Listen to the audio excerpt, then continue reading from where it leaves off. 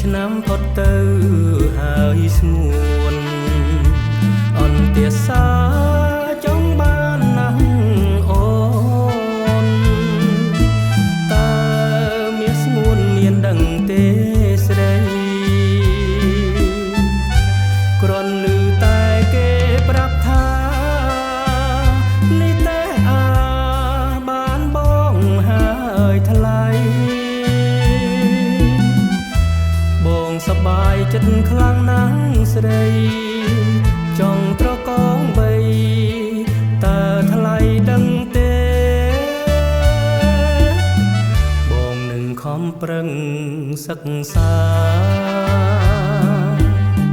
តាមពាក្យសច្ចាណាស្នេហ៍ពេលរៀនចប់បងថ្នាំងថ្នមថែឲ្យម្ចាស់ស្នេហ៍ស្គាល់សុខសាន្ត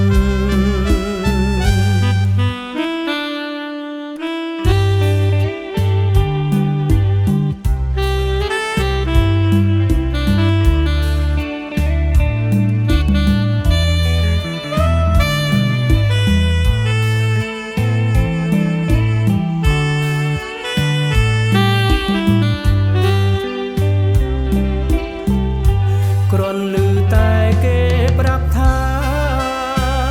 នេះតែបានបងហើយថ្លៃបងសប្បាយចិត្តខ្លាំងណាស់ស្រី